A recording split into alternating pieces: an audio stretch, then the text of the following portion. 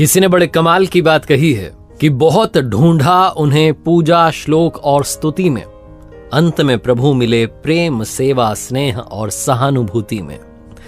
नमस्ते दोस्तों, मैं हूं आरजे कार्तिक।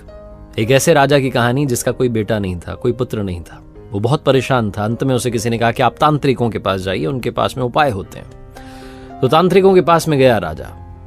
उन्होंने कहा कि आपको एक छोटे बच्चे की बलि देनी होगी, उसके बाद आपको पुत्र प्राप्ति हो जाएगी। राजा को उपाय समझ में आ गया। पुराने जमाने की कहानी, उस जमाने में ये सब प्रथाएं चला करती थी।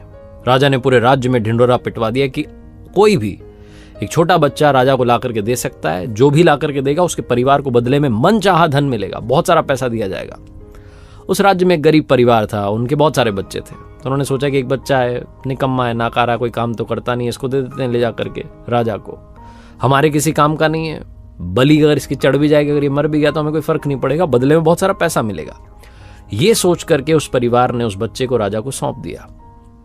तांत्रिक आ गए, राजा को बुलाया गया, बच्चे को बुलाया गया, सारी तैयारी की गई बलि चढ़ाने की। राजा ने उस बच्चे से पूछा कि बेटा आपकी कोई आखिरी इच्छा है? तो उस बच्चे ने कहा हाँ, मुझे थोड़ी रेत ला करके दे दीजिए, मिट्टी ला करके दे दीजिए। राजा को समझ में नहीं आया, पता नहीं क्या करेगा। इच्छा पूरी की गई, रेत लाई गई, मिट्टी लाई गई। उस बच्चे ने उस रेत मिट्टी को मिला करके 4 छोटे छोटे महल बना दिए, और महल बनाने के बाद एक के बाद एक उसने 3 महल तोड़ दिए। चौथा वाला जो था, उस महल के सामने वो हाथ जोड़ करके बैठ गया, प्रार्थना करने लगा। और उसके बाद जब उसने प्रार्थना पूरी की तो उसने कहा ठीक है, बलि चढ़ा दो। तांत्रिक चौंक गए, राजा डर गया कि ये क्या कर रहा है। तांत्रिकों को लगा पता नहीं कौन सी विधि कर दी। राजा ने पूछा कि आपने क्या किया? उस बच्चे ने कहा कि कुछ भी नहीं, बस 3 महल थे वो तोड़ दिए, चौथे वाले में प्रार्थना की। राजा ने पूछा कि थोड़ा बताओ, समझ नहीं पाए। तो बच्चे ने कहा कि पहला महल जो बनाया मैंने अपने माता पिता का था। मेरे माता पिता की, मेरे मम्मी पापा की जिम्मेदारी थी कि वो मेरी रक्षा करते, लेकिन उन्होंने पैसे के लिए मुझे बेच दिया। दूसरा महल रिश्तेदारों का था, सगे संबंधियों का था। उनकी जिम्मेदारी थी, कर्तव्य था कि मेरे माँ बाप को सिखाते, समझाते कि ऐसा ना करें। उन्होंने भी नहीं समझाया, तो उस महल को भी मैंने तोड़ दिया। तीसरा महल जो था वो राजा का था, आपका था। राजा का तो कर्तव्य होता है कि प्रजा की रक्षा करे। आपने तो मेरी बलि चढ़ाने की तैयारी कर ली है, आपका महल भी मैंने तोड़ दिया। और चौथा महल जो है वो भगवान का है, प्रभु का है। उनके सामने मैंने प्रार्थना की और उनसे कहा कि अब आप देख लेना। बस यही था। राजा ने जब ये जवाब सुना तो अंदर तक हिल गया, चौंक गया, डर गया। उसे लगा कि पता नहीं इस छोटे बच्चे की बलि देने के बाद भी मुझे पुत्र प्राप्ति होगी कि नहीं होगी। राजा जो था वो इतना घबरा गया कि उसके मन का विचार बदल गया।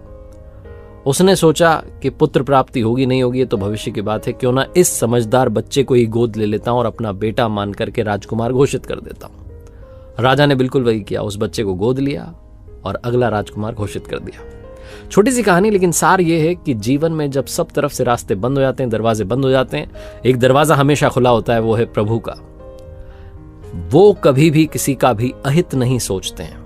बस उन पर विश्वास रखना शुरू कीजिए, स्नेह के साथ, उनकी श्रद्धा के साथ आराधना करना शुरू कीजिए और आपस में प्यार बांटते चलिए, सहानुभूति बनाए रखिए। एक बार फिर से वही बात जो अक्सर आपसे कहता हूं, ऊपर वाले के आशीर्वाद, अपनी मेहनत और अपनों के प्यार के साथ कर दिखाओ कुछ ऐसा कि दुनिया करना चाहे आपके जैसा।